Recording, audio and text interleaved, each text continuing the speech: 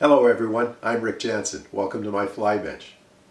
The dragonfly nymph, an essential hook pattern to have in your fly box if you're going to have a well-rounded out arsenal as you're fishing in BC's fresh waters. I've got numerous patterns in my fly box and they fall into two categories. Those that sink like a rock and those that float like a cork. Each quality has its own benefits and limitations. The deer hair spun ones that float like a cork are great when I'm fishing a full sink line, type 4 to 6 sinking line in deep water, more than 15 feet. The sinking dragonfly nymphs, however, are better on a sink tip or a full floating line with a long leader when you're fishing between 10 and 15 feet of water. What I needed was something that's going to fish really shallow. Something that's going to fish in less than 3 feet of water, where I often fight trout cruising just after ice off or just before ice on. And a dragonfly nymph is rarely refused. I wanted something sort of neutrally buoyant, something that would just sort of hover in amongst the weeds as the wind blows my line down and drifts it across the shoal.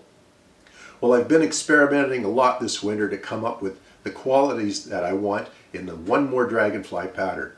And I think I've come up with it. I call it Rick's Hover Dragon. Let's take a look at the materials you're going to need to tie it.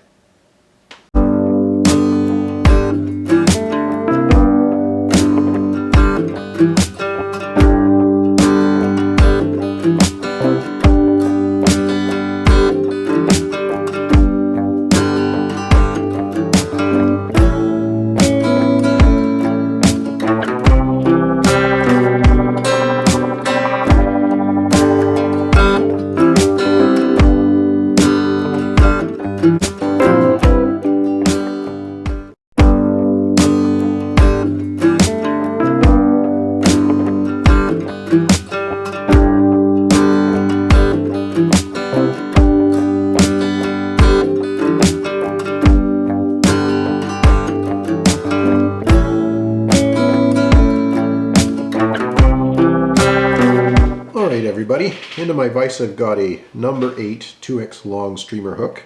I'm using a Togens brand, and if you use other brands, that's what you're aiming for, is a 2x long shank hook to the gate.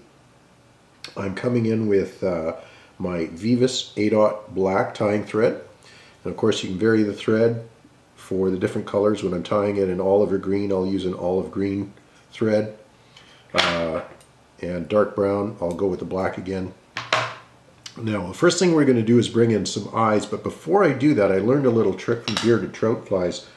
An excellent little trick here to help prevent your foam eyes from rolling over. It just gives it a little more resistance on the shank of the hook here, and it's a little base of dubbing, a little bed of dubbing for it to rest on.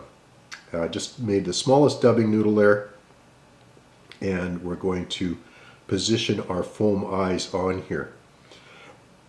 Now for the foam eyes, I am using Togens, again, foam parachute posts. Now because they're round, tubular, and I wanted them that way, they're also smaller than booby eyes. Booby eyes are great to make some good patterns, and I've seen them in dragonfly patterns, but they do create more flotation than I wanted for this particular pattern. They will float quite high in the water column, usually quite near the surface actually, and unless you're dragging them under with a heavy sinking line, which is, if they're tied for that purpose, they work perfectly, lifting your fly off the bottom. But I want to fish really shallow water. We're talking right after ice off or just before ice on, where the dragonfly nymphs will be up on the shoals in less than 3 feet of water, maybe 4 feet of water, and that's where the trout are finding them. And you need a pattern that you can fish in there on a long leader on a dry line that will just hover in the water column. So there you've got my foam eyes in there, and they're not going anywhere, and nice and solidly set. So we're going to bring our thread back now and put in our tail, our deer hair tail. Now some of you might have raised an eyebrow when you saw that my dragonfly nymph pattern has a tail on it. And technically, you're right, yes, absolutely. Dragonfly nymphs don't have tails. But I'm calling it a tail just because of where it's situated on the fly. I like to think of it more as a body extension when I'm tying it on this fly than a tail, because I'm not tying it to be a tail. There are a couple of things that it does on this pattern that are very important. One is that like I said, it extends the body to a finer taper than just the furry foam will. And as a dragonfly nymph has sort of this point on its tail, on its abdomen. And the other is that the bend of the hook here has the most metal, and thus it's the heaviest. So if you don't tie something in here that will help lift that, your fly will tend to hover in the water almost vertical like that. And I wanted one that's going to hover at an angle maybe, but not like this. And it's closer to lateral. So we're going to bring our deer hair tail in there, and I need a new patch. That didn't look very good. So a new bunch of hair. And I'm just going to hand stack it here, pull the long ones, and hand stack it a little bit. And it's not too much. It's a small tail. And it's also short, so I'm not going to keep that short. And I'm bringing that with a loose loop, and then a tighter one, and then a tighter one.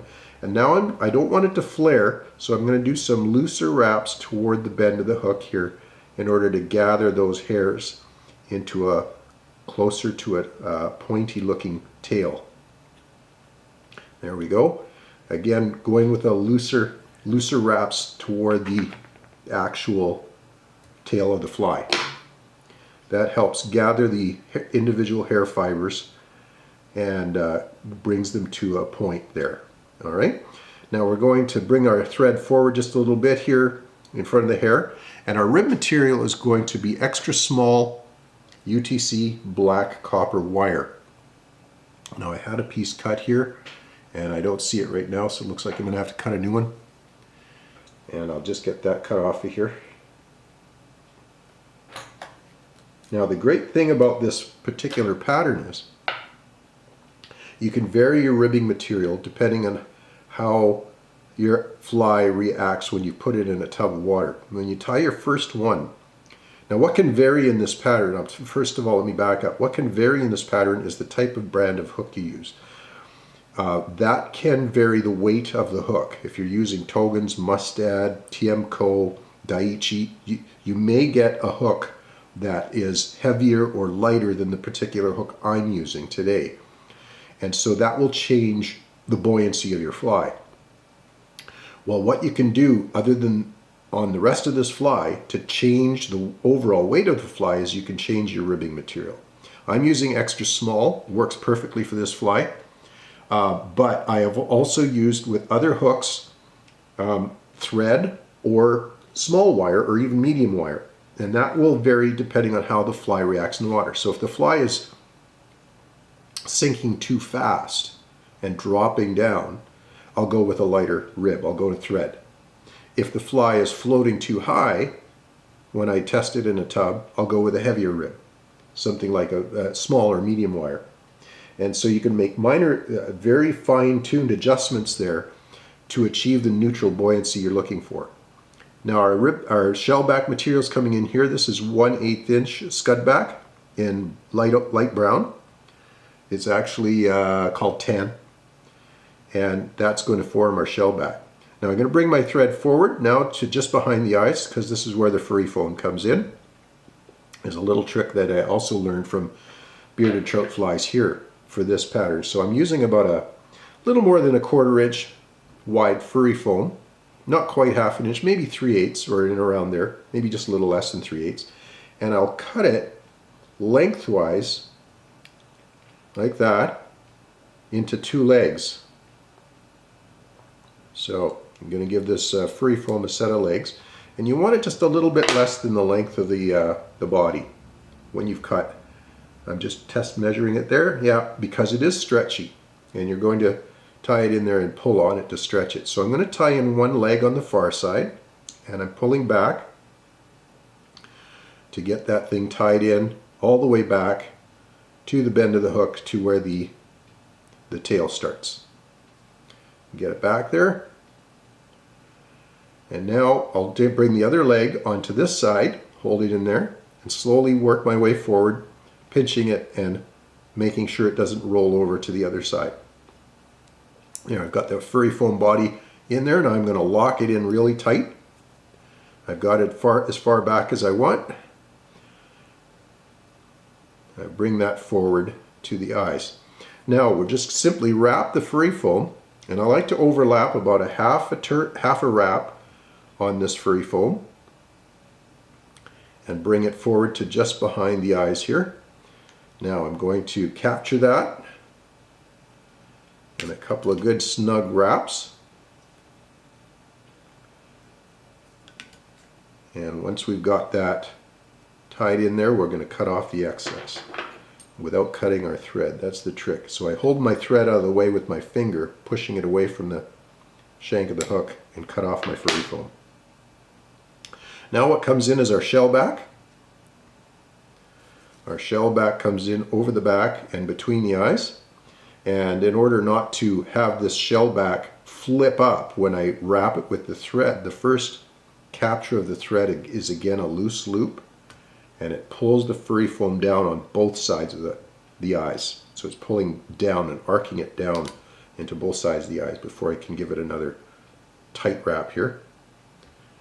Again, pull that forward, make sure it's captured. Now I want to get that thread capturing the shell back in front here, just up behind the eye of the hook, because we're going to be pulling that back over the eyes a little later on. Now our extra small wire is coming in to form the segmentation on the body, and you're pulling it as tight as it takes to give it some segmentation, but you don't want to excessively tighten on that, have that shell back roll over on you. And we come in with about 4 to 5 wraps there and capture that wire. 2, 3, and then another one in front and one behind before we helicopter that nice copper wire out of there. So I pull on the bobbin and then I just give a helicopter to that wire until it snaps out under the threads there. Come on, you can do it. It's being stubborn this time. It wants to. There we go. We got her snapped off. Okay, now that we've got our ribbing in there, we're going to bring in our moose mane legs. And I've got those set aside here. Here they are. Now I just want 3 or 4 legs per side, not much.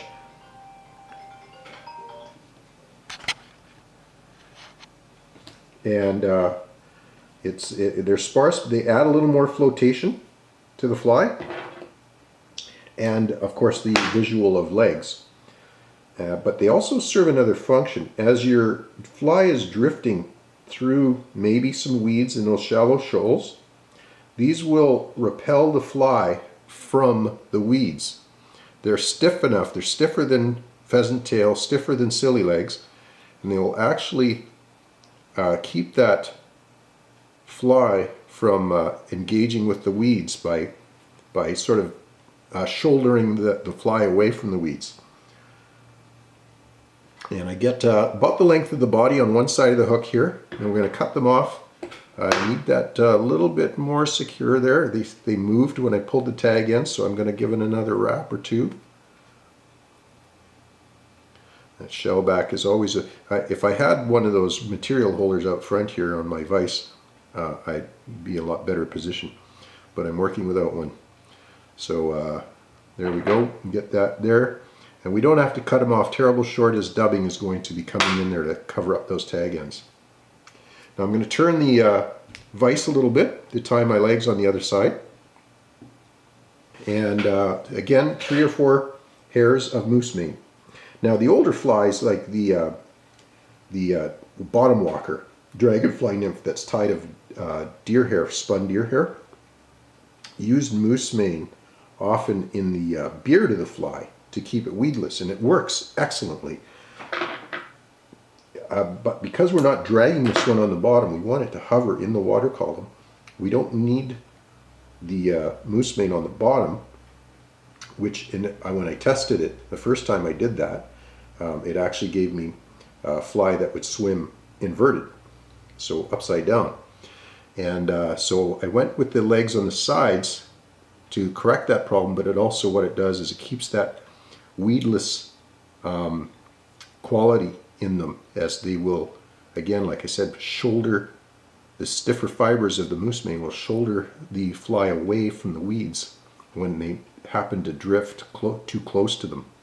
So we've got that secured in there. We're going to cut the tag ends off again, not worrying about length too much. And I'm going to re-level that fly in the vise, rotate it back. Now I'm just repositioning those legs a little bit to be more off the side than off the back. Okay, I'm just repositioning those legs off to the side there. Now I'm going to bring that shell back over the fly again. The first loop is loose, second one's tighter. Give it a good cinch down. Now I'm going to pull on that slightly, not too much, and snip it a little bit behind the eyes here in order to give us the wing buds. There we go. Got a nice set of wing buds with a little V in the back there, as you can see. Hope you can see that on camera. It may or may not show very well there. Our final step is to bring in some dubbing. We're going to dub in behind the eyes there and in around the eyes to sort of conceal that shell back between the eyes and to give it that final buggy look there that will give it a head to the head of the fly. So we're giving a small dubbing noodle there. Start working that in there. We'll be doing some figure eights with that until we've got a sufficient covering to bugify that head, if that's such a word. I like to bugify things when I'm tying flies. The buggier they look, the better. And again, a little more dubbing. I'm doing a small bit at a time so that I don't overwhelm the fly and I don't waste any dubbing.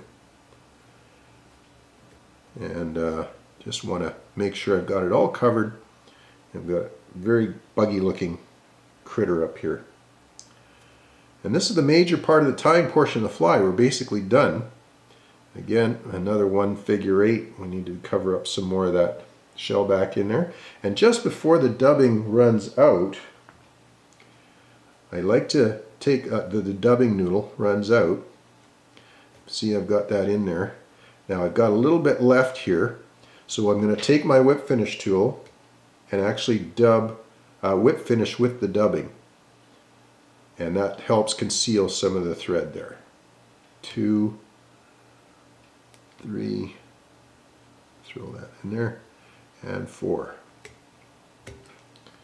Get my eyes repositioned. Now for these eyes, if you don't want the red color, you can change the foam, but what I'll do is just come in with a marker if I want to make them black or something like that. And they provide the flotation you need for the front of the hook, but you can change the color of them easily.